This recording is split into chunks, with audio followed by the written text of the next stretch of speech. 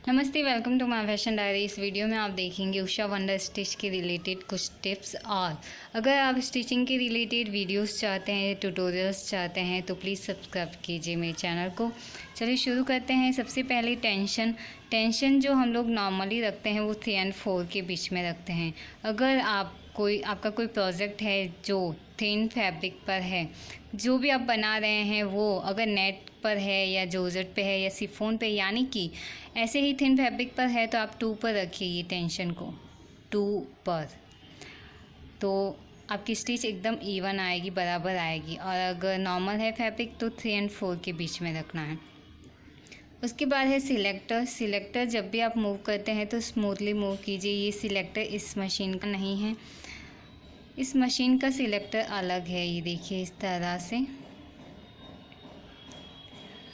मैं एक बार ये ख़राब हो गया था, टूट गया था, तो उसके कारण इसको रिप्लेस करना पड़ा।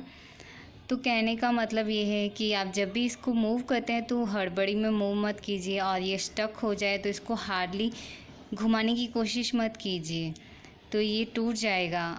अगर कभी ये हो जाता है कि सिलेक्टर आपका स्टक हो गया है, यानी कि मूव नहीं कर रहा है, तो आपको करना क्या चाहिए, जो बैक स्टिच का मशीन ऑन रखिए और ये मूव नहीं कर रहा है, जैसे एक जगह पर टिक गया है और मूव नहीं कर रहा है, तो मशीन ऑन रखिए, स्टिच लेते हुए जाइए और ये जो बैक स्टिच का बटन है वो प्रेस कीजिए। इस तरह से प्रेस करते हुए रखिए। 5 मिनट तक कोशिश कीजिए कि ये सही होता है या नहीं। अगर नहीं होता है तो फिर इसको छोड़ दीजिए, कंपनी में कॉल कीजिए और वो आपको प्रोवाइड करेंगे, किसी को भेजेंगे और ये सही हो जाएगा। उसके बाद है बॉबिन का ये जो हिस्सा है जिसे बॉबिन भरते हैं, जब आप बॉबिन भरते हैं तभी इसको उधर रखिए, वरना नॉर्मल कंडीशन पर ही रखिए। जब बॉबिन भरना होता है तभी इसको राइट साइड में लीजिए। उसके बाद है जो आप अगर 6-7 घंटे से कुछ स्टिच कर रहे हैं, कुछ बना रहे हैं, तो ये नीडल है वो चेक कीजिए, ये लूज़ तो नहीं हो गई है। अब तो इसको वापस टाइट कीजिए। अगर ये आप लूज़ हो गई है तो हो सकता है इंजरी दे देगी, तो इसको टाइट कीजिए वापस। फिर है ये जो नीडल है आपको ऑर्गन की यूज़ करनी चाहिए। ऑर्गन ये एक ब्रांड है नीडल के बारे में, आपको यही यूज़ करना चाहिए। और जो नीडल है सॉफ्ट फैब्रिक के लिए 11 नंबर की नीडल यूज़ कीजिए। रेगुलर फैब्रिक होते हैं उनके लिए 14 नंबर की, और डेनिम के लिए 16 नंबर की नीडल लेनी चाहिए। उसके बाद में ये जो कटर है, यहाँ पर जब हम धागा कट करते हैं तो ये इसमें कई बार धागे फंस जाते हैं, तो ब्रश से इसको क्लीन कीजिए। ये वाला जो कटर है इसको क्लीन कीजिए सही से। अब अभी उसके बाद में देखिए यहाँ पर क्लीनिंग कहाँ ज़्यादा करनी चाहिए। ये जो हिस्सा है ये पार्ट बॉबिन वाला, और स्टिच लेते हैं यहाँ पर ये बॉबिन निकाल दीजिए सबसे पहले इसको। फिर ये दोनों साइड की ओपन करके ये जो शटर है इसको, इन दोनों को बाहर निकाल दीजिए।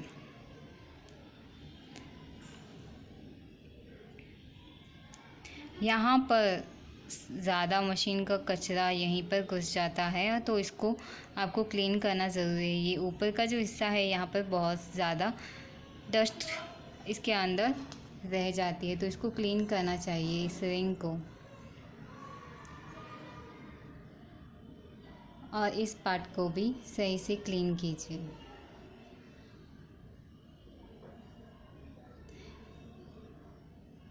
सबसे ज़्यादा ये यूज़ आता है जब स्टिचिंग करते हैं, और ये अंदर की साइड में जब आप देखिए फिंगर आके यहाँ पर भी बहुत ज़्यादा डस्ट रह जाती है, तो इसको क्लीन कीजिए। सही से स्टिच लेने के लिए, सही स्टिच आए इसके लिए ये हिस्से क्लीन होना ज़रूरी है। ज़्यादा तो हम कर नहीं सकते हैं। ये देखिए काफ़ी सारी डस्ट इसमें होती है, तो इन चीज़ों को इसी तरह से क्लीन करना है।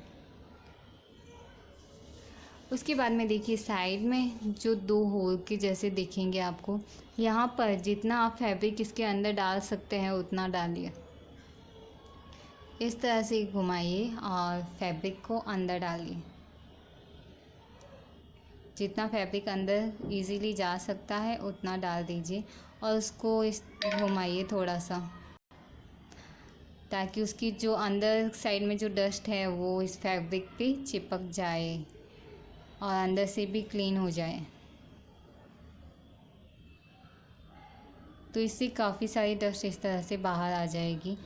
और मशीन में काफ़ी यूज़ होता है जब, तो ये हिस्से हम लोग क्लीन कर सकते हैं। ज़्यादा तो सर्विसमैन को ही बुलाइए, ज़्यादा एडवांस में मत जाइए, क्योंकि प्रॉब्लम्स होने में देर नहीं लगेगी और फिर और ज़्यादा चार्जेस लग जाएंगे उनको सही करने के लिए। तो ये इसे इस तरह से क्लीन कीजिए, तो आपकी स्टिच है वो स्मूथ आएगी, इवन आएगी और धागा खींचेगा नहीं ज़्यादा। तो ये हिस्सा ही ज़्यादा क्लीन करना है आपको। साल में एक बार आपको मशीन की सर्विस करवानी चाहिए। 6 महीने में तो करवा देनी चाहिए अगर आप ज़्यादा यूज़ करते हैं, वरना साल में एक बार आप पूरी मशीन की सर्विस करवाइए ही, तो ज़्यादा अच्छा रहेगा। अभी देखिए ऑयलिंग कहाँ करनी है। ऑयलिंग के लिए देखिए, ये जो मशीन के लिए स्पेशली ऑयल आता है वही यूज़ कीजिए। कोई भी ऑयल नॉर्मली यूज़ मत कीजिए, क्योंकि वो गाढ़े पड़ जाते हैं तो मशीन को और ख़राब करेगा। तो ये जो पतला होता है ऑयल, तो वही यूज़ कीजिए मशीन का। और यहाँ पर हम लोग सिर्फ 2-3 हिस्सों पर ही ऑयल करेंगे, उससे ज़्यादा नहीं। देखिए जो स्टिच लेते हैं वहाँ पर एक, यहाँ पर सिर्फ 1 और 2 बूंद, इससे ज़्यादा नहीं। आप जैसे रेगुलर स्टिचिंग करते हैं तो आपको रात को ऑयल डाल के रख देना चाहिए, दूसरे दिन स्टिच कीजिए। 2 जगह अभी हमने लगाया, तीसरा यहाँ इस सटर पे और 4th नंबर यहाँ पर। और कब ये ऑयलिंग करेंगी तो आपकी मशीन बहुत स्मूथली करेगी, इतनी आवाज़ नहीं करेगी। जब आप स्टिचिंग करेंगी तो इतनी आवाज़ नहीं करेगी। और रेगुलर यूज़ करते हैं तो आपको ये ऑयलिंग रेगुलर करनी चाहिए। इससे ज़्यादा और कहीं भी ऑयल मत लगाइए अपनी मर्ज़ी से। इतना करेंगे ना तो भी काफ़ी है। आपकी मशीन की जो स्टिचिंग लेते समय जो आवाज़ आती है वो बहुत स्मूथ हो जाएगी और स्टिचिंग भी एकदम बराबर आएगा। तो इन्हीं हिस्सों पर ही ऑयल करना है और कहीं मत कीजिए। यहाँ तो बिल्कुल भी मत कीजिए, इस हिस्से पर जो बॉबिन वाला हिस्सा है यहाँ बिल्कुल भी मत कीजिए, क्योंकि इसके एग्जैक्ट नीचे जो होता है वो होती है मोटर मशीन के। अगर ऑयल वहाँ पर चला गया और मोटर जल गई तो मोटर की रिपेयरिंग के चार्जेस 2-3 हज़ार तक हो जाते हैं। तो यहाँ पर बिल्कुल भी मत कीजिए ऑयलिंग। और आप सर्विस के लिए जब भी करते हैं तो आपका जो बिल है इस मशीन को ख़रीदते वक्त आपके पास होगा, वो उस पर टोल फ्री नंबर है, उसी पर कॉल कीजिए। तो कंपनी वाले अपने आप प्रोवाइड करेंगे आपको एक सर्विसमैन, वही इस मशीन की सही तरह से सर्विसिंग कर सकते हैं और कोई नहीं। कुछ लोग होते हैं जो मशीन ये नंबर दे के रखते हैं इलेक्ट्रिक की शॉप पर या कहीं भी, तो उन पर बिलीव मत कीजिए, कंपनी में ही कॉल कीजिए। और जब भी आपको ये बल्ब रिप्लेस करवाना हो, आजकल तो एलईडी भी आने लगी है, तो जब भी आपको ये करवाना है तो आप कोई भी इलेक्ट्रिक की शॉप पर मत जाइए। जहाँ इस मशीन को जो सेल करते हैं ऑफिशियली उन्हीं के पास जाइए। वो लोग आप किसी को भेजेंगे और अच्छे से वो बल्ब अपने आप सेट करके जाएंगे, उसका कोई चार्ज नहीं होता है। तो बस थोड़ी थोड़ी ये चीज़ें ध्यान रखनी चाहिए। सिर्फ कंपनी में ही कॉल कीजिए किसी भी तरह की सर्विसिंग के लिए। बस यही छोटी छोटी चीज़ें थी। अगर वीडियो पसंद आया है तो लाइक ज़रूर कीजिए, कोई सवाल है तो कमेंट कीजिए, सब्सक्राइब कीजिए चैनल को और वीडियोस देखने के लिए थैंक यू सो मच।